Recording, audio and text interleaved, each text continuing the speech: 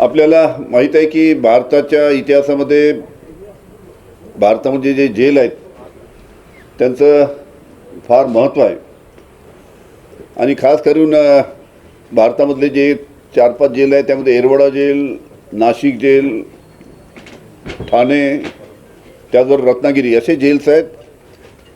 त्यांचं तर फार ऐतिहासिक असं महत्त्व या सर्व जेलचं आहे. कारण की स्वातंत्र्य लढ्याच्या चळवळीमध्ये जे थोर नेते ज्यांना त्यावेळेस इंग्रजांनी कारागृहामध्ये टाकलं होतं, त्याच्यामध्ये महात्मा गांधी असो, पंडित जवाहरलाल नेहरू असो, लोकमान्य टिळक, मोतीलालजी नेहरू, सरदार वल्लभभाई पटेल, सरोजिनी नायडू अशा अनेक थोर स्वातंत्र्य सैनिकांना येरवडा जेलमध्ये प्रामुख्याने बंदिवासामध्ये ठेवलं होतं. आणि या ठिकाणी याच्या व्यतिरिक्त जो पुणे करार नावाचा ओळखला जातो, जो महात्मा गांधी आणि परमपूज्य डॉक्टर बाबासाहेब आंबेडकर यांच्यामध्ये झाला होता, तो पुणे करारसुद्धा येरवडा जेलमध्येच एका आंब्याच्या झाडाखालती त्या ठिकाणी झाला होता. हे सुद्धा त्या येरवडा जेलचं अतिशय महत्त्व आहे. त्याच्यामुळे हे भारतातले जे महाराष्ट्रातले सर्व जेल आहेत प्रमुख, ज्याचा मी नावाचा उल्लेख केला, त्यामधलं तर पहिलं जेल आहे येरवडा. त्या येरवडा जेलमध्ये आम्ही जेल टुरिझम म्हणजे जेल पर्यटन याची सुरुवात 26 जानेवारीला महाराष्ट्राचे मुख्यमंत्री उद्धवजी ठाकरे आणि महाराष्ट्राचे उपमुख्यमंत्री अजितदादा पवार यांच्या हस्ते 26 जानेवारीला दुपारी 12 वाजता आम्ही येरवडा जेलमध्ये जेल पर्यटनाची सुरुवात करणार आहे. आणि त्यानिमित्तानं जे शाळेतील विद्यार्थी आहेत, कॉलेजातील विद्यार्थी आहेत, बाकी इतिहासामध्ये जे संशोधन करणारे अनेक संशोधनकार आहेत किंवा आम जनता आहे, यांना जर जेलमध्ये जायचं असेल त्या पद्धतीनं भारतामध्ये पहिल्यांदा अशा पद्धतीचा उपक्रम आमच्या खात्याच्या माध्यमातून आम्ही चालू करतो आहे. आतापर्यंत भारतामध्ये कोणत्याही राज्यामध्ये अशा पद्धतीचं जे ऐतिहासिक जेल आहे त्याचा पर्यटनासाठी उपयोग झाला नाही. पण पहिल्या टप्प्यामध्ये पुण्यातील येरवडा जेल या ठिकाणी आम्ही 26 तारखेपासून पर्यटनाची सुरुवात त्या निमित्तानं करणार आहे. आपल्याला ही कल्पना आहे की या येरवडा जेलमध्ये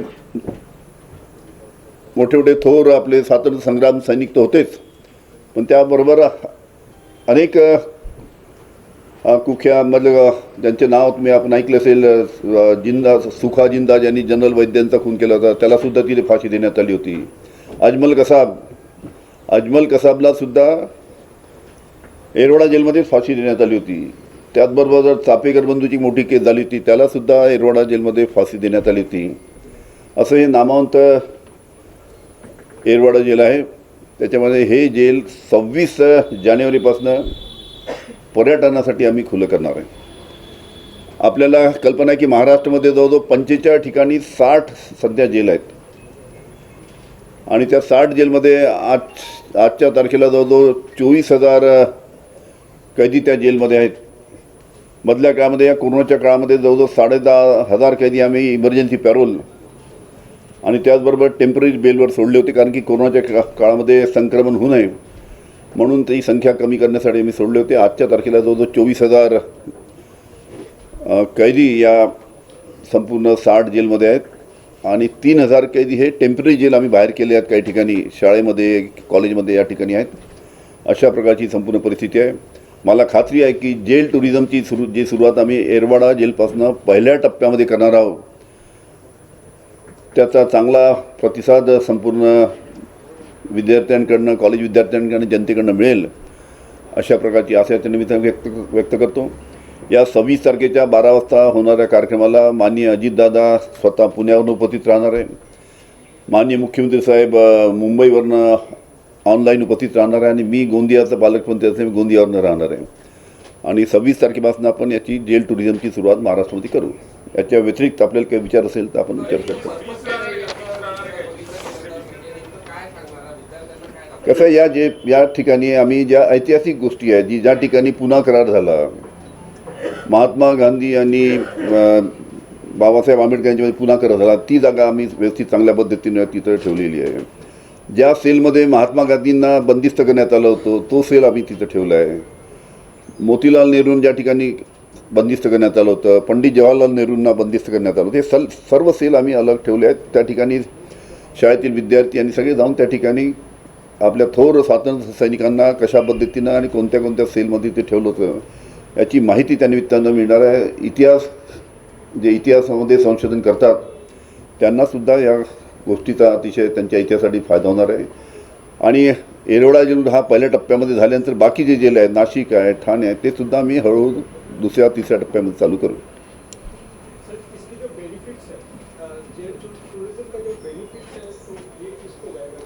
वो तो जेल वो तो नॉमिनल हमने फ़ी रखा है. बच्चों के लिए, स्कूल बच्चों के लिए 5 रुपया, कॉलेज बच्चों के लिए 10 रुपया, और जो जिनको संशोधन करना है या जनरल लोग हैं उनके लिए 50 रुपये.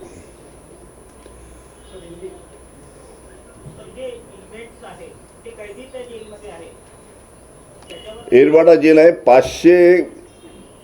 500 एकरमध्ये येरवाडा जेल आहे आणि 150 वर्षापूर्वीचं जेल आहे. या येरवाडा जेल म्हणजे ऐतिहासिक याचं महत्त्व आहे. त्याच्यामुळे तुमचा जो प्रश्न दिसतो, मला वाटतं म्हटलं की हे सगळे बाहेरचे लोक येतील त्याचं संक्रमण होईल का. 500 एकरमध्ये जेल आहे तो.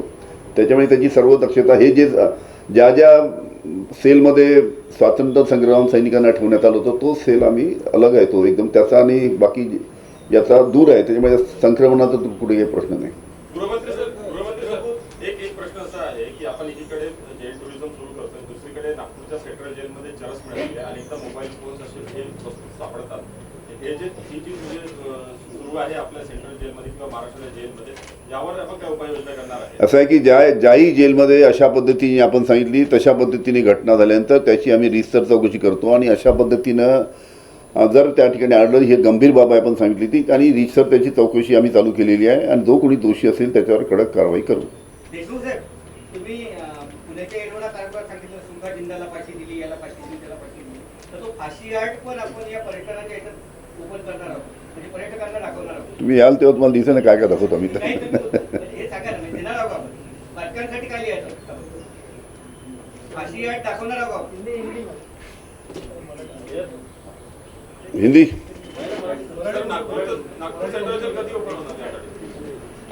नागपूर जेलला अजून पहिल्या टप्प्यामध्ये येरवाडा करतोय, मग दुसऱ्या टप्प्यामध्ये अलग अलग जेल करू.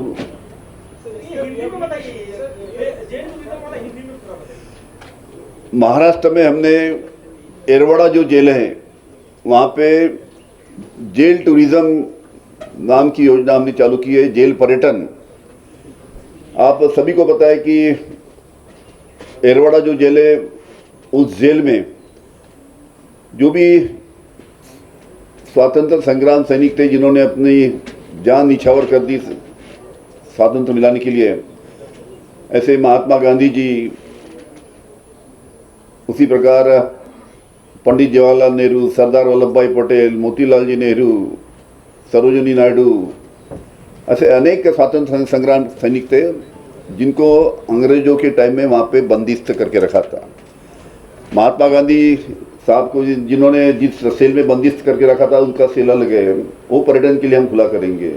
सुभाष चंद्र बोस साहब को जिस सेल में रखा था वो पर्यटन के लिए खुला रहेगा. सरदार वल्लभ भाई पटेल को जिस सेल में रखा था वो खुला रहेगा.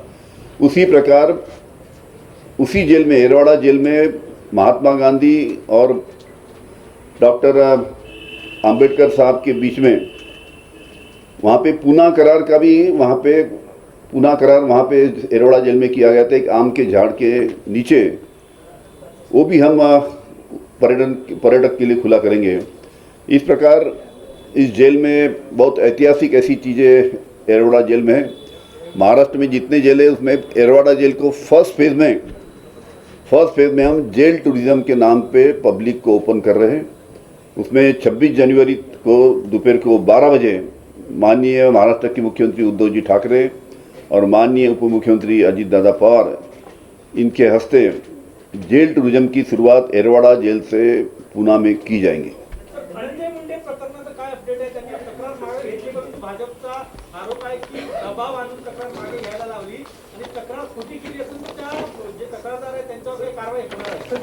हे माझ्या हातामध्ये ॲफिडेविट आहे आणि ॲफिडेविट आपल्याला माहीत आहे कोणाचं आहे, ॲफिडेविट आहे आणि ॲफिडेविटमध्ये ऑलरेडी त्यांनी मान्य केलं आहे. काल आपण आपल्या मीडियाच्या माध्यमातून दाखवलं, याच्यामध्ये त्यांनी आपली केस मागे घेतलेली आहे आणि माझ्यावर राजकीय दबाव पोटी मला अशी तक्रार काही लोकांनी करायला लावली होती, अशा पद्धतीचं सुद्धा वक्तव्य रेणुका शर्माने केलेलं आहे. त्याच्यामुळे हा विषय आता संपलेला आहे. यामध्ये राजकारणाची आपली पोळी बांधण्यासाठी धनंजय मुंडेवर ज्या पद्धतीने आरोप करण्यात आले होते, त्या बाबतीत आता रेणुका शर्माने जे आपलं ॲफिडेविट केलं आहे ते आता आपल्या सर्वांसमोर आहे. कारवाई केली मुंबईमध्ये, त्याच्यामध्ये परवेज खान या व्यक्तीला अटक केलेली आहे आणि एसीबीच्या चौकशीमध्ये असं निष्पन्न झालं की हे जे ड्रग तस्कर आहे, हे जे याच्यातून जो पैसा निघतो हा फंडिंग जे आहे दहशतवादाच्या वापरासाठी केला जातो. त्याची संपूर्ण माहिती या ड्रगमधला जो पैसा आहे तो कुठपर्यंत म्हणजे परदेशामध्ये जातो का, अशा पद्धतीने काही गोष्टी पुढे आल्या आहेत. त्याची संपूर्ण चौकशी चालू आहे आणि असं असेल तर ती अतिशय गंभीर बाब आहे. आणि या पद्धतीनं आपल्याला कल्पना आहे की एक महत्त्वाचा विषय मी त्याचं ऑलरेडी वक्तव्य केलं होतं, पुलवामा आणि बालाकोटच्या बाबतीत, अर्णब गोस्वामीच्या बाबतीत. आपल्याला माहीत आहे की पुलवामा हल्ला झाला 14 फेब्रुवारी 2019ला आणि बालाकोट हल्ला झाला 26 फेब्रुवारी 2019ला. 26 फेब्रुवारी 2019ला जेव्हा बालाकोट हल्ला झाला त्यावेळेस हल्ला झाला 26 फेब्रुवारीला आणि रिपब्लिक टीव्हीचे अर्णब गोस्वामी यांना ही बातमी 23 फेब्रुवारीला कशी माहीत पडली, म्हणजे जो हल्ला झाला त्याच्या 3 दिवस पहिले अर्णब गोस्वामीला ही बातमी कशी माहीत पडली. जे 500 पानाचं चार्ट जे बाहेर आले त्या चार्टमध्ये त्यांनी बारचे अध्यक्ष पार्थ दासगुप्ता यांच्याशी चार्टमध्ये बोलताना त्याचा उल्लेख केला है कि अभी 26 तारीख को अभी बहुत बड़ा धमाका कुछ दिनों के बाद में होने वाला है. उसमें बड़े बॉस मतलब दिल्ली वाले बड़े बॉस को फ़ायदा होगा और जो अभी चुनाव आने वाले लोकसभा विधानसभा उसके लिए वातावरण चेंज हो जाएगा. आमचा प्रश्न एकच आहे, राज्याचा गृहमंत्री म्हणून मी केंद्रातील जे वरिष्ठ नेते आहेत त्यांना विचारू शकतो की भारत जेव्हा पाकिस्तानवर हल्ला करण्याचा त्यांनी जर आपण नियोजन केलं असेल त्याची माहिती कोणाला राहील? त्याची माहिती राहील पंतप्रधान साहेबांना, त्याची माहिती राहील डिफेन्स मिनिस्टरला, त्याची माहिती राहील जे सैन्याचे जे प्रमुख आहेत त्यांना. हे 5-6 लोकांच्या व्यतिरिक्त त्याची माहिती केंद्रातील मंत्र्यांना सुद्धा राहू शकत नाही. आणि असं असताना बालाकोटचा हल्ला होणार असं 3 दिवस पहिले अर्णब गोस्वामीला कसं माहीत पडलं, हा प्रश्न अतिशय गंभीर आहे. नॅशनल सिक्युरिटीची हा जोडलेला प्रश्न आहे. त्याच्यामुळे या बाबतीत केंद्र शासनाने उत्तर दिलं पाहिजे की अर्णब गोस्वामीला हल्ल्याच्या 3 दिवस पहिले याची माहिती कशी मिळाली.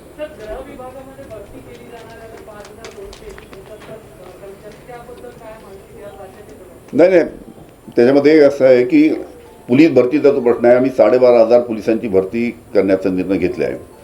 त्यामध्ये पहिल्या फेजमध्ये 5,300 पोलिसांच्या भरतीची प्रक्रिया चालू झालेली आहे आणि ती भरतीची प्रक्रिया झाल्यानंतर पहिल्या टप्प्याची भरती झाल्यानंतर मग दुसऱ्या टप्प्यामध्ये जे 7,500-8,000 भरती करायची त्याचीसुद्धा ॲडव्हर्टाइजमेंट निघून त्याचीसुद्धा भरती आम्ही चालू करू आणि ही भरतीची प्रक्रिया लवकरात लवकर करण्याचा आम्ही प्रयत्न करू. मधल्या काळामध्ये मराठा आरक्षणामुळे थोडा विलंब जरूर झाला होता, थोड्या अडचणी आल्या होत्या, पण मराठा आंदोलनाचे जे अनेक नेते आम्ही त्यांच्याशी चर्चा केली आणि त्यांना सांगितलं की पोलिसांची भरती करणं हे अतिशय गरजेचं आहे.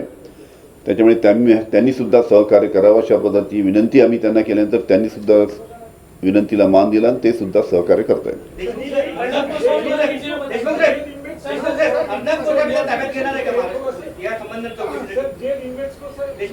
ऐसा है कि बीच में अर्णब गोस्वामी और बार के प्रमुख मिस्टर दासगुप्ता, इनकी जो चार्ट जो सामने आई है वो चार्ट में बहुत ही धक्कादायक ऐसी बातें कुछ सामने आई है.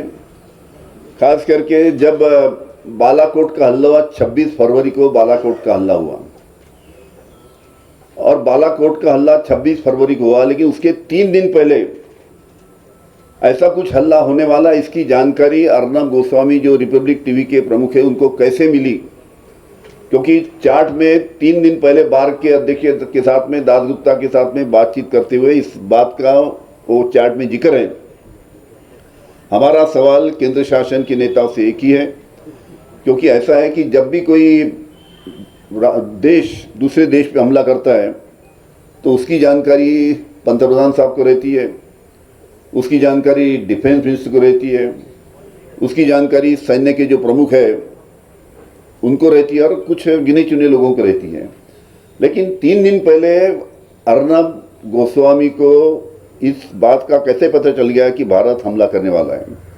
ये सब चीज़ें नेशनल सिक्योरिटी से जुड़ी हुई है और ऑफिसर्स सीक्रेसी एक्ट 1923 सेक्शन 5 के तहत हम लीगल ओपिनियन ले रहे हैं कि इसमें महाराष्ट्र शासन या गृह विभाग क्या कार्रवाई कर सकता है। लीगल ओपिनियन आने के बाद में हम इसके ऊपर आगे बढ़ेंगे। लेकिन हमारा सवाल केंद्र शासन के नेताओं को है कि गिने चुने केंद्र शासन के नेताओं को इसकी जानकारी थी, उसके बावजूद 3 दिन पहले अर्नब को इस बात का पता कैसे चला? उसका जवाब केंद्र शासन के नेताओं ने देना चाहिए, क्योंकि 1 साल में आपने देखा कि किस प्रकार से बीच में अर्नब गोस्वामी को मिसेस नायक के केस में जब अरेस्ट किया गया था तो उस टाइम भारतीय जनता पार्टी के नेता रास्ते पे उतर के मोर्चा आंदोलन कर रहे थे। किस प्रकार से अर्नब गोस्वामी को पूरे साल भर के इसमें आपने देखा होगा किस प्रकार से सपोर्ट करने का काम भारतीय जनता पार्टी ने किया। अभी इस सवाल का भी जवाब भारतीय जनता पार्टी के नेताओं ने देना चाहिए। अनिल जी, एक सवाल है मेरा कि आप लोग कुछ नेताओं की सिक्योरिटी कम की है, लेकिन केंद्र सरकार ने उन नेताओं को सीआईए और सीआरपीएफ की सिक्योरिटी दे दी है, तो क्या उनके इनपुट और आपके इनपुट में कहाँ अंतर है कि नारायण राणे वगैरह को सीआईए की सिक्योरिटी दे दी गई है? ऐसा है कि ये एक कमेटी है, उच्च स्तरीय अधिकारी की एक कमेटी है और उच्च स्तरीय अधिकारी की कमेटी हर एक आदमी का इसको थ्रेट परसेप्शन है क्या, इसको खतरा है क्या, ये थ्रेट परसेप्शन के बारे में पूरा जायजा हमारी ये कमेटी लेती है और पूरा जायजा लेने के बाद में वो बताती है कि आदमी को ये सिक्योरिटी है, अब ये आदमी को ये सिक्योरिटी की जरूरत नहीं है, कम कीजिए या उसकी सिक्योरिटी बढ़ाइए। इस प्रकार का रिपोर्ट आने के बाद में हमने रिपोर्ट के अनुसार उसके ऊपर कार्रवाई की और कुछ लोगों की सिक्योरिटी कम की और किसको थ्रेट थी उसको बढ़ाने का काम हुआ। लेकिन केंद्र शासन ने जो खास करके स्पेशल केस करके जो चंद्रकांत पाटिल और नारायण राणे साहब को जो सिक्योरिटी दी है, वैसे तो सिक्योरिटी का मामला है स्टेट गवर्नमेंट के जुडिक्शन में आता है, केंद्र शासन में इसको हस्तक्षेप करने की जरूरत नहीं है। लेकिन ठीक है, अभी उन्होंने हस्तक्षेप किया, उनका निर्णय होगी। भंडारा के बारे में फॉरेंसिक लेबोरेटरी का रिपोर्ट आ जाने वाला है और फॉरेंसिक लेबोरेटरी का रिपोर्ट आने के बाद में उसमें जो भी फाइंडिंग है, उसमें फाइंडिंग में जो भी बातें आएंगी, उसमें किसी भी चीज़ के लिए समझो निग्लिजेंस की बात सामने आती है तो क्रिमिनल निग्लिजेंस के बारे में भी केस दायर किया जा सकता है। आज रिपोर्ट आने के बाद में उस हिसाब से हमारी जो भंडारा की पुलिस है उस हिसाब से कार्रवाई करेगी। Thank you.